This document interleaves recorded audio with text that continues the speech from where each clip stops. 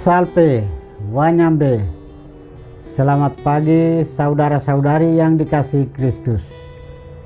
Mari kita mengawali hari baru dengan mendengarkan firman Tuhan yang diambil dari Injil Lukas pasal 5 ayat 27 sampai dengan 32. Tuhan bersamamu. Inilah Injil suci menurut Lukas.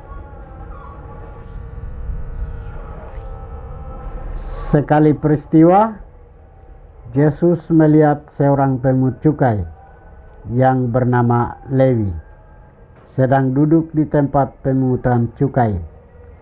Yesus berkata kepadanya, "Ikutlah aku." Lewi pun bangkit dan meninggalkan segala sesuatu, lalu mengikuti dia.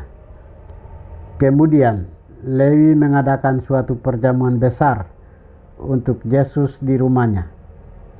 Sejumlah besar pemungut cukai dan orang-orang lain turut makan bersama mereka. Orang-orang Farisi dan ahli-ahli Taurat bersungut-sungut kepada murid-murid Yesus. Katanya, "Mengapa kamu makan dan minum bersama pemungut cukai dan orang berdosa?" Jawab Yesus kepada mereka, katanya, "Bukan orang sehat yang memerlukan tabib, tetapi orang sakit. Aku datang bukan untuk memanggil orang benar, tetapi orang berdosa, supaya mereka bertobat." Demikianlah sabda Tuhan. Saudara-saudari yang dikasihi Kristus, tema kita hari ini adalah terbukalah hatinya dan mendapat rahmat pengampunan. Dalam bacaan Injil hari ini mengisahkan Yesus memanggil seorang Lewi, pemungut cukai. Seorang pemungut cukai yang dipandang hina dan berdosa oleh masyarakat Yahudi. Namun Yesus justru datang ke meja cukainya dan memanggilnya dengan sapaan singkat, "Ikutlah aku." Lewi menanggapi panggilan itu sebagai kairos, saat rahmat yang mengubah hidupnya. Tanpa banyak pertimbangan, ia meninggalkan segalanya, bangkit dan mengikuti Yesus. Panggilan ini menunjukkan bahwa Yesus tidak terikat pada reputasi masa lalu, namun ia melihat hati yang terbuka untuk berubah.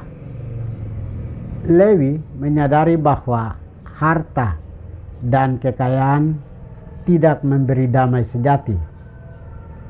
Yang ditawarkan Yesus jauh lebih berharga, yakni penerimaan tanpa syarat dan hidup baru. Karena itu, Lewi mengadakan perjamuan besar dan mengundang Yesus serta teman-temannya yang juga dianggap berdosa. Ia ingin orang lain mengalami kasih yang sama, terutama bagi orang-orang berdosa. Sikap Yesus ini mengundang kritik orang Farisi dan ahli Taurat. Namun Yesus menegaskan, bukan orang sehat yang memerlukan tabib, tetapi orang sakit. Hanya mereka yang jujur mengakui dosanya yang dapat disembuhkan. Yesus menerima Lewi apa adanya, tetapi tidak membiarkannya tetap sama. Kasihnya mentransformasi hidupnya. Kisah ini menegaskan bahwa rahmat Allah selalu terbuka bagi hati yang mau bertobat dan berubah. Saudara-saudari terkasih, Tuhan Yesus tidak mencari orang yang merasa dirinya sempurna. Dia mencari orang yang berani mengakui kerapuannya dan mau dibentuk ulang olehnya. Melalui baptisan yang kita terima, sudah menjadikan kita pengikut Kristus. Kita yang menjadi pengikut Kristus dan yang percaya kepadanya dipanggil untuk bangkit dari kebiasaan lama dan membuka hati pada kehidupan yang baru bersama Kristus.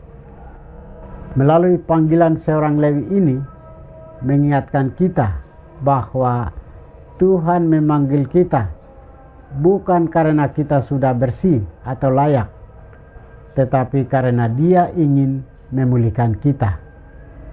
Di lain sisi, seringkali tanpa sadar kita pun menjadi seperti orang-orang Farisi dan para ahli Taurat.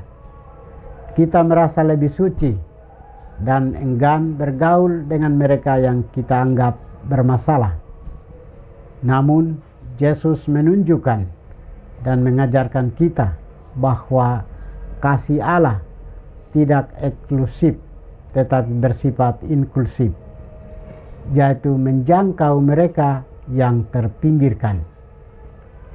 Marilah kita mengintrospeksi diri dan menjadi saksi yang mampu mengajak orang untuk melakukan kehendak Allah dan menjadi rumah sakit bagi jiwa-jiwa yang terluka, bukan menjadi museum untuk menampung orang-orang yang merasa diri suci.